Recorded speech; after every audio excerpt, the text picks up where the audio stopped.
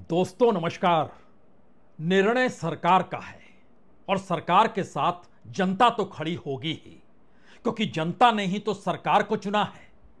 लेकिन सरकार अगर जन भावना के खिलाफ कोई निर्णय लेती चली जाती है, एक बार, दो बार, कई बार, तो इसका एक मैसेज तो बहुत साफ है कि सरकार को जन भावना से कोई फर्क पड़ता नहीं है। और इसके साथ जुड़ा हुआ दूसरा सवाल है, क्या वाकई सरकार को जनता ने ही चुना है, या फिर सरकार ने अब अपनी व्यवस्था कुछ इस तरीके से कर ली है कि वो सत्ता में बनी रहे, जनता के वोट का असर पड़े ही नहीं। यह सवाल सीधे सीधे भारत के भीतर चुनाव आयोग को कटघरे में खड़ा कर चुका है। लेकिन आज बात सिर्फ चुनाव आयोग की बिल्कुल नहीं है। आज तो बात उस जनता की है जिसके भीतर बहुत सारे सवाल हैं, और इन सवालों के अक्स तले पहली बार भारत और पाकिस्तान के क्रिकेट मैच को लेकर जो सवाल कहीं ज्यादा बड़े हो गए हैं, उन सवालों को लेकर ही एक वक्त प्रधानमंत्री नरेंद्र मोदी हो, गृह मंत्री अमित शाह हो, या मौजूदा वक्त की सरकार हो, जब ये सत्ता में नहीं थे या सत्ता में भी रहे, तब भी इनके शब्द अक्सर आतंकवाद के खिलाफ चलते रहे। आतंकवादी देश पाकिस्तान है, यह बोलने में कोई कोताही किसी भी नेता और सत्ता ने बरती नहीं, सीधे तौर पर कटघरे में खड़ा किया गया। और शायद उसी कड़ी में पहलगाम आकर ठहर सा गया। तो क्या पहलगाम को अंजाम जिसने दिया, उस देश के साथ क्रिकेट मैच बर्दाश्त है या नहीं है? देश बटा हुआ है, सत्ता के भीतर की कुछ आवाज है, लेकिन उसकी धड़कनें सुनाई देती नहीं है। जो आवाजें सुनाई देती है वो अलग अलग माध्यमों से निकलकर आती है। तो क्यों नहीं आज इसका पूरा परीक्षण कर लिया जाए। जरूरी भी है कि आखिर क्रिकेट एक खेल है या क्रिकेट एक धंधा है, या फिर क्रिकेट एक जुनून है, या फिर क्रिकेट मुनाफे का इतना बड़ा पहाड़ है जिस पर सवार होकर आईसीसी दुनिया भर में कुलांचे भरता है। और अगर एक बार भारत पाकिस्तान का मैच वह भी दुबई में रुक गया, तो फिर आने वाले वक्त में क्रिकेट को लेकर और भारत पाकिस्तान के मैच को लेकर वह उत्सुकता, वह उन्माद, वह उल्लास, वह खुशी, वो रगों में दौड़ता हुआ जुनून खत्म सा हो जाएगा। और इन सब के बीच जो बिजनेस चलता है, वो बिजनेस टेलीविजन राइट्स का होता है, मीडिया राइट्स का होता है, वो विज्ञापनों का हुजूम होता है। क्रिकेट मैदान में बैठे हुए लोगों के पैसे जो लगते हैं वो बहुत कम होते हैं, लेकिन उसके साथ पूरी दुनिया में जो मैच दिखाया जाता है वो हजारों करोड़ का खेल है। क्या उस रकम को कोई गंवाने के लिए तैयार है? एक वक्त प्रधानमंत्री बिल्कुल बर्दाश्त नहीं कर पा रहे थे कि पाकिस्तान के साथ कैसे खेल सकते हैं अगर वो आतंकवाद भारत में करता है, और खुल्लम खुल्ला कई मौकों पर कहा भी गया। ब्लड और क्रिकेट, ब्लड और वाटर, ब्लड और टॉक, ना जाने किन किन बातों का जिक्र होते रहा। जब ब्लड और क्रिकेट का जिक्र होता था तो वो शुरुआती दौर था, 2014 के तुरंत बाद की परिस्थितियां थी। उस दौर को याद कीजिएगा तो हो सकता है आपके जहन में वो तमाम घटनाएं याद आती चली जाए। वो पठानकोट हो, उरी हो, उससे पहले और उसके बाद 2019 के चुनाव से पहले जो कुछ हुआ, सब कुछ का जिक्र कर सकते हैं आप। लेकिन अब पहलगाम के बाद की परिस्थितियां, जन भावना, और जन भावना के साथ खड़ी सरकार ने ही तो यह आवाज उठाई थी। ऑपरेशन सिंदूर, ऑपरेशन सिंदूर के बाद जो सेना ने कहा, उसकी बात को मौजूदा सरकार ने नकार दिया। चीन के साथ यारी दोस्ती होती चली गई, और अब सीधे सीधे पाकिस्तान के साथ क्रिकेट। लेकिन हमने कहा ना, आज हर पन्ने को खोलने की जरूरत है। तो अगर आप दे सकते हैं 20,000 करोड़ रुपए तो दे दीजिए, मैच रुक जाएगा। जी, यह बड़ी छोटी सी रकम है जो कॉरपोरेट हाउसेस के हिस्से में चली गई भारत के भीतर लगातार निजीकरण को लेकर, और सरकारीकरण खत्म होते चला गया। 20,000 करोड़ रुपए कितने मायने रखते हैं? बहुत बड़ी रकम तो नहीं है ये, लेकिन रकम तो है। दूसरा सवाल है वो ताकत जो एमिरेट्स क्रिकेट बोर्ड की है। तीसरी बड़ी परिस्थितियां हैं कि इस वक्त आईसीसी लॉर्ड्स के मैदान या लंदन में नहीं है, उसका हेडक्वार्टर तो दुबई में है। तो क्या वाकई दुबई के मैदान में जहां पर यह मैच होगा, अगर आपके पास 18,000 रुपए है तो आप सबसे सस्ती टिकट खरीद कर मैच देख सकते हैं, लेकिन टिकट फुल है। उसके बाद $245 जो ईस्ट एंड वेस्ट पेवेलियन है, इसका मतलब है आपके पास कम से कम 22,000 रुपए होने चाहिए। कुछ हॉस्पिटलिटी के साथ अगर आपको सुविधाओं के साथ मैच देखना है तो $1,645 यानी तकरीबन 1.5 लाख रुपए आपके पास होने चाहिए। यह भी टिकट बिक चुके हैं। इस हायरार्की में कुछ $2,000 की टिकट भी है, कुछ $3,000 की भी है, कुछ लगभग $3,900 की भी है, यानी तकरीबन 4 लाख की भी एक टिकट मिल रही है। कुछ टिकट खाली है, लेकिन जो जानकारी हमारी टीम ने अभी निकाली उसमें लगभग 92% टिकट बिक चुके हैं। बाकी टिकट आप खिड़की पर लेने जाइएगा तो हो सकता है नहीं मिले, कुछ टिकट आपको 4 लाख की जरूर मिल जाए। इन सब के बीच जो राइट्स होते हैं, मीडिया राइट्स, हो तकरीबन 1,400 करोड़ के जो राइट्स सोनी टीवी को दिए गए, वो 3 टूर्नामेंट के थे। उस दायरे में ये एशिया कप भी आता है। उसके बाद जो पूरी कमाई और पूरे प्रोसेस में पैसे का धंधा शुरू होता है, वो बढ़ते बढ़ते अगर नीचे से ऊपर तक आप चलते चले जाइएगा तो एक एवरेज निकल कर आपके पास जो आएगा वो तकरीबन 15,000 करोड़ से कुछ ज्यादा का होगा। हमें लगता है एक क्षण के लिए इस स्टेडियम को देख लीजिए, घूम लीजिए, जरा परख भी लीजिए। इस शोर शराबे के बीच यहीं पर मैच होना है और भारत सरकार ने कहा मैच होगा।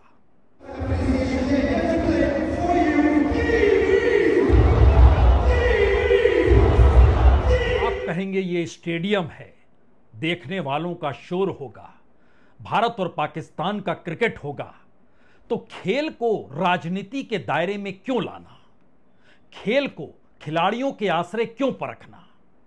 तो एक क्षण के लिए आपको याद हो, अगर पहलगाम अगर जरा भी जहन में हो, तो जरा सोचिए उस समय पाकिस्तान के खिलाड़ी भारत को लेकर, पहलगाम को लेकर, आतंकवादी घटना को लेकर पाकिस्तान का बचाव करते हुए भारत पर कैसे कैसी टिप्पणियां कर रहे थे, और वो खिलाड़ी मैदान में हैं। उसमें एक फहीम अशरफ है, उसमें एक दूसरा नाम अबरार अहमद का है। कुछ पुराने खिलाड़ी भी थे जिन्होंने जमकर पाकिस्तान की वकालत इस अंदाज में की कि भारत आतंकवाद को लेकर जो कह रहा है वो सब कुछ सिर्फ और सिर्फ झूठ है। यानी इस देश की सरकार द्वारा उठाए गए सवालों को भी पाकिस्तान के खिलाड़ियों ने खारिज किया था। खिलाड़ी है, खेल से जुड़ा है, राजनीतिक तौर पर सक्रिय नहीं है, लेकिन वो अपने देश का नागरिक है और उस देश को लेकर भारत के भीतर सीधा सवाल है, क्योंकि वहां के सेनाध्यक्ष कहते हैं कश्मीर में जो हो रहा है वो दरअसल हमारे गले की वो नब्ज है जिसको हम छोड़ नहीं सकते हैं और उनके साथ खड़े होंगे। यानी एक अजीबोगरीब परिस्थितियों के बीच ये मैच शुरू होगा।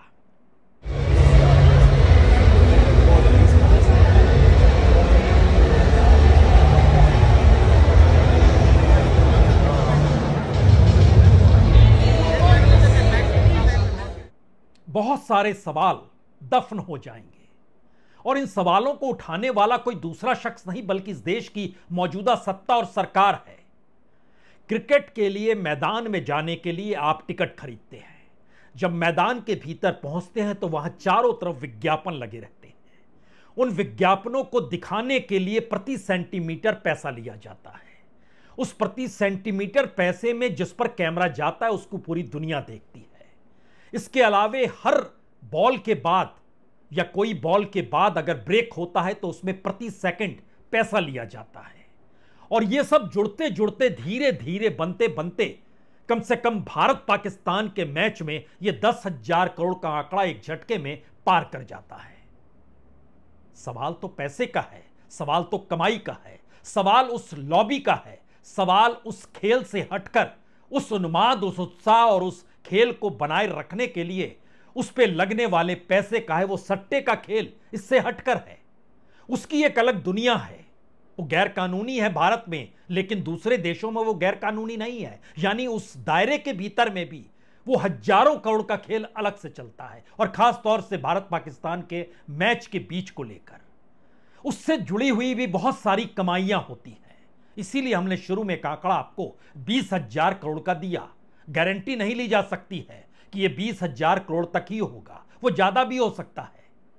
यानी मैच रोकने के लिए हो सकता है आपको और पैसा चाहिए, लेकिन उन सब के साथ जो कड़ियां जुड़ी हुई हैं उस कड़ी को कौन सेंध लगाएगा। 140 करोड़ लोगों का जिक्र प्रधानमंत्री बार बार करते हैं। और इस दौर के भीतर में यह भी सवाल उठा था, एक वक्त 2019 में देश के मौजूदा गृह मंत्री अमित शाह से यह सवाल किया गया था, आप पाकिस्तान में मैच खेलने क्यों जाते हैं? तो उनका एक जवाब था। उन्होंने कहा था कि दरअसल आईसीसी को तय कर लेना चाहिए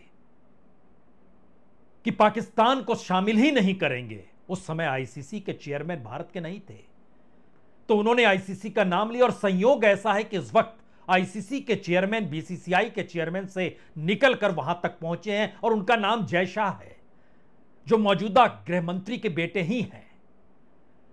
यानी 6 बरस पहले गृह मंत्री जिन बातों का जिक्र कर रहे थे आईसीसी वो निर्णय ले सकता है, या फिर आईसीसी में आप चेयरमैनशिप के पद पर इसलिए हैं क्योंकि आप ज्यादा से ज्यादा मुनाफा दिला पाए।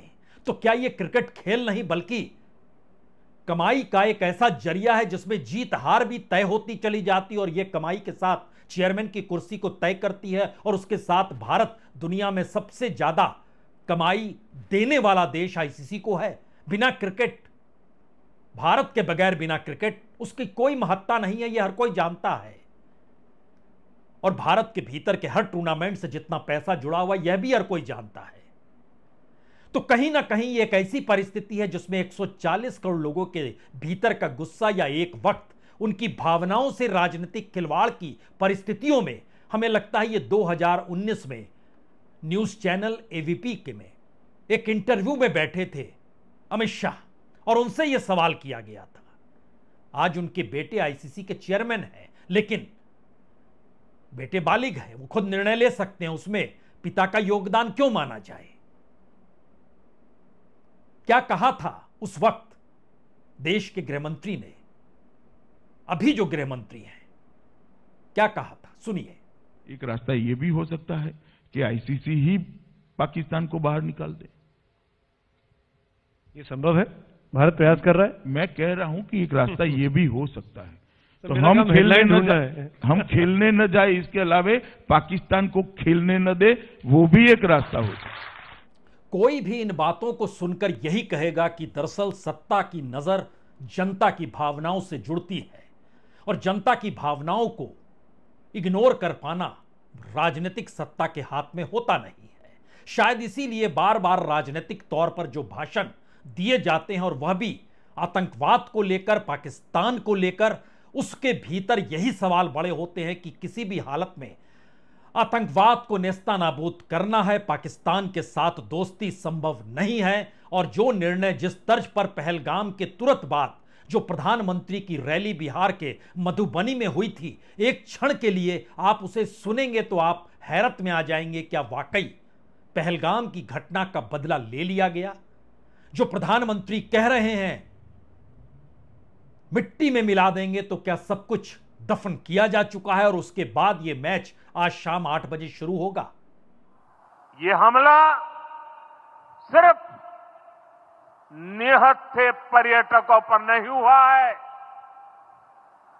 देश के दुश्मनों ने भारत की आत्मा पर हमला करने का दुस्साहस किया है।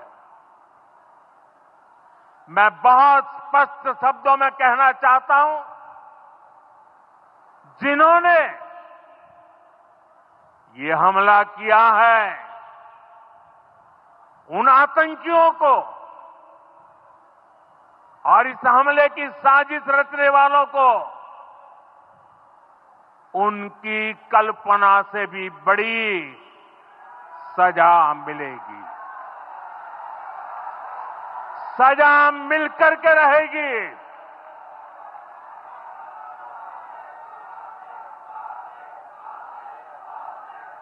अब आतंकियों की बची खुची जमीन को भी मिट्टी में मिलाने का समय आ गया है।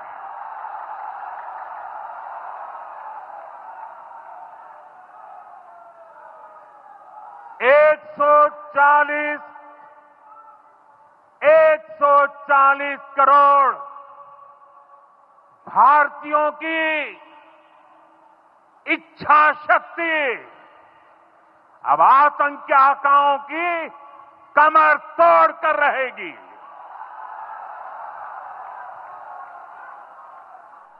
प्रधानमंत्री ही क्यों, समूची सरकार के बड़े कैबिनेट नेताओं की पूरी फहरिस्त देख लीजिए, बीजेपी के अध्यक्ष को देख लीजिए, संसद के भीतर सुन लीजिए, संसद के बाहर सुन लीजिए, सीधे तौर पर कहा गया कोई बातचीत नहीं होगी। जब बातचीत ही नहीं होगी तो फिर मैच कैसे होगा? जब बातचीत इसलिए नहीं होगी क्योंकि वो आतंकवादी देश है तो उसके बाद क्रिकेट कैसे होगा? खिलाड़ियों के वक्तव्य जब भारत के खिलाफ उभर कर आएंगे तो भी मैच कैसे होगा? या तो साफगोई के साथ कहना चाहिए कि हम खेल को इस दायरे में नहीं लाते हैं, खुले तौर पर ऐलान करना चाहिए, नहीं नहीं अब कोई ऐसी बात नहीं है, वो एक अलग हिस्सा है जो कि सीमा पर होता है, आतंकवाद बिल्कुल एक अलग चैप्टर है। लेकिन इन सब से हटकर अगर बहुत सारी चीजों को मिला दीजिए एक साथ तो हमें लगता है एक क्षण के लिए प्रधानमंत्री मोदी हैं, रक्षा मंत्री राजनाथ सिंह हैं, बीजेपी के अध्यक्ष जेपी नड्डा हैं, क्या बोलते रहे इस दौर में पहलगाम के बाद की परिस्थिति और इस खेल से पहले तक। टेरर और टॉक, टेररिज्म और talk, talks and terror, terror और टॉक्स एक साथ नहीं चलेंगे। पानी और खून भी एक साथ नहीं बह सकता। आप कह सकते हैं नैतिकता का जरा सा भी बोध होगा तो प्रधानमंत्री पहलगाम के बाद दिए अपने पहले भाषण से लेकर आज तक जिन भी परिस्थितियों में जो कुछ भी कहा गया कम से कम उसे तो मानते। लेकिन एक अजीबोगरीब परिस्थिति इस दौर में उभर कर सामने आई। ऑपरेशन सिंदूर पहलगाम की घटना को अंजाम देने वालों के खिलाफ हमला था। एक ऑपरेशन सिंदूर में सेना की तरफ से यह वक्तव्य आया कि दरअसल पाकिस्तान जो भारत के खिलाफ हथियारों का इस्तेमाल कर रहा था, जो नेटवर्किंग हो रही थी, जो उसको सुविधाएं मिल रही थी, जो पैसा आ रहा था, उन सब के पीछे चीन था। सेना ने इस बात का जिक्र किया कि हम दरअसल कई फ्रंट पर लड़ रहे थे, लेकिन एक झटके में भारत के प्रधानमंत्री, भारत के रक्षा मंत्री, भारत के सिक्योरिटी एडवाइजर, भारत के विदेश मंत्री सभी चीन गए और शंघाई कोऑपरेशन ऑर्गेनाइजेशन की बैठक में शामिल हुए। प्रधानमंत्री ने तो बाकायदा दोनों देशों की दोस्ती का नया राग शुरू कर दिया, यानी सेना भी मायने नहीं रखती है। और इन तमाम बातों के जिक्र में अमेरिका के साथ दो दो हाथ करते हुए हर वक्त राष्ट्रहित का जिक्र किया गया। और राष्ट्रहित का मतलब बहुत साफ था, अमेरिका के साथ अगर समझौता करेंगे तो भारत के किसान तबाह हो जाएंगे, भारत के भीतर में पशुपालक तबाह हो जाएंगे, एमएसएमई तबाह हो जाएगा, लेकिन चीन के साथ हमें व्यापार करने की जरूरत है। और चीन से जो कच्चा माल आता है उस पर ही मेक इन इंडिया चलता है। और ये हमारे राष्ट्रहित की परिस्थितियां हैं। कच्चा तेल रूस से खरीदते वक्त भी राष्ट्रहित का ही जिक्र किया गया। तो क्या आतंकवाद और उससे आहत परिवार आज जब आंसू बहाकर कह रहे हैं ये कैसा अन्याय है, हमारे परिजनों को मारा गया, तबाह कर दिया गया, इन सब के बीच क्या भूल गए? भूले तो नहीं है, क्योंकि प्रधानमंत्री ने बाकायदा अपने पहले भाषण में जिक्र भी किया था, इस बात का खुले तौर पर जिक्र किया था कि दरअसल जो 26 लोगों की हत्याएं आतंकवादियों ने पहलगाम में की उसमें हर प्रदेश के लोग थे। यह मैच भी तो हर प्रदेश में दिखाई देगा। क्या उनके भीतर का गुस्सा थम गया, या वो उस दौर में सिर्फ और सिर्फ जनता की भावनाओं में उबाल पैदा करके अपनी राजनीतिक जमीन को मजबूत करना था? और इस पूरी प्रक्रिया के बीच में एक झटके में नया सवाल यह भी आकर खड़ा हो गया, क्या भारत की मौजूदा सरकार चुनी हुई सरकार नहीं है? जनता ने वोट नहीं दिए, क्या यह वोट चोरी की परिस्थिति है? क्योंकि ऐसी परिस्थिति इस देश के भीतर कभी नहीं आई थी जब सबूतों के साथ विपक्ष का नेता बताता है कि वोट चोरी हुई और इलेक्शन कमीशन कुंडली मारकर बैठ जाता। और उसके बाद इलेक्शन कमीशन जब सुप्रीम कोर्ट में एक हलफनामा देता है जो बिहार में एसआईआर हो रहा है, तो उस हलफनामे में वह खुले तौर पर कहता है कि आप हमको रोकिए नहीं, वोटर लिस्ट बनाना हमारा काम, समय समय पर उसको बदलाव करना हमारा काम, स्पेशल इंटेंसिव रिवीजन यानी एसआईआर करना विशेषाधिकार, यह कार्य ना तो कोई दूसरी संस्था कर सकती है और ना ही अदालत को यह अधिकार है कि वो हमें डायरेक्शन दे। और संविधान के अनुच्छेद 324 के अनुसार वो इन हलफनामे को जारी करते हुए कहती है, खबरदार कोई हमें कुछ नहीं कहेगा। ऐसी परिस्थिति इस देश के भीतर आ गई। और दूसरी तरफ बंगाल के विधानसभा के भीतर नारे वहां के मुख्यमंत्री खुले तौर पर लगाने से चूकती नहीं है।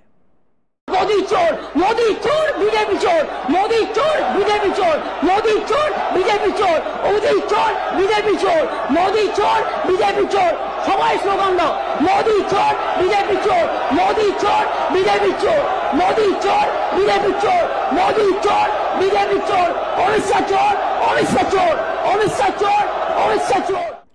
मैसेज 3 ही है।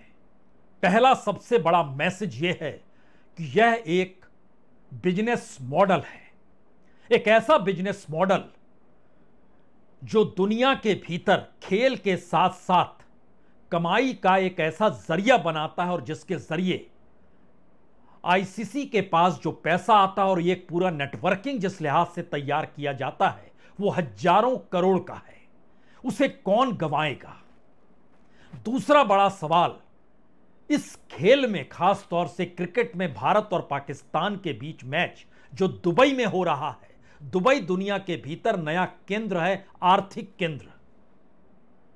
भारत के रईस हो वह भी दुबई में शरण ले रहे हैं और पाकिस्तान से भागने वाले लोग भी या वहां पर से निकलने वाले लोग भी शुरुआती शरण दुबई में ही लेते हैं।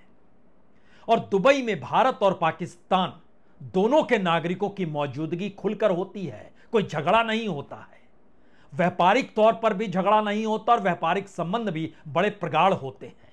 यानी दुबई एक बिल्कुल भारत और पाकिस्तान के लिए एक ऐसा लैंड है जहां पर आप जाकर अपने हिसाब से पैसा कमा सकते हैं, जिंदगी जी सकते हैं, टैक्स देना नहीं पड़ेगा, वहां के कानून को आपको मानना होगा। यानी एक ऐसी परिस्थिति है दुबई की जिसको चैलेंज कर पाना रईसों को लेकर शायद अपने आप को आईना दिखाना होगा। तो उस आईने को कौन सी राजनीतिक सत्ता देखेगी। और मिडिल ईस्ट के साथ जुड़ाव भारत का और उसमें भी दुबई के साथ जुड़ाव भारत का, यह भी छुपी हुई चीज नहीं है। मिडिल ईस्ट में प्रधानमंत्री जाकर कैसे गले मिलते हैं यह भी हर किसी में देखा है, हर देश के बीच। भारत के भीतर वही सवाल आकर अलग तरीके से राजनीतिक रंग में आ जाते हैं। पाकिस्तान के भीतर का भी सच यह है, तमाम रईस और तमाम रोजगार की तलाश में जो लोग वहां की हालात में निकल रहे हैं, उनके लिए 18,000 रुपए सबसे सस्ती टिकट और 4 लाख से कुछ ज्यादा सबसे महंगी टिकट वो खरीद सकते हैं। लेकिन किसी पाकिस्तानी नागरिक या भारत के भीतर 90% जनता से कहिएगा तो उसके हथेली में एक पैसा ना होगा। यह एक दूसरा मॉडल है जो बिजनेस मॉडल के आश्रय चलता है। भारत पाकिस्तान के संबंधों से हटकर दुबई उसका केंद्र है। और तीसरी परिस्थिति कहीं ज्यादा भयावह और त्रासदीदायक है।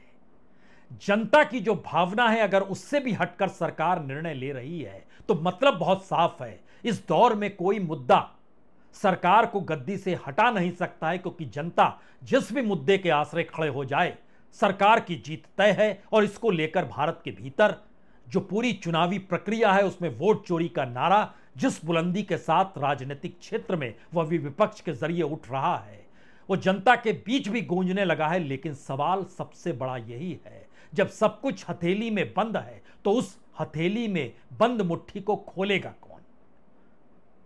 उसके पास कॉरपोरेट है, उसके पास पूंजी है, उसके पास इस देश के संवैधानिक संस्थानों की ताकत है, उसके पास रूल ऑफ लॉ है, उसके पास इस देश के भीतर हर संस्थान की कुंजी है। फिर भी आप कहेंगे मैच नहीं होना चाहिए। मुश्किल सवाल है। जब जनता देश की नेता को चुनने लगे उस दिन यह आवाज उठा लीजिएगा। बहुत बहुत शुक्रिया। बहुत बहुत शुक्रिया।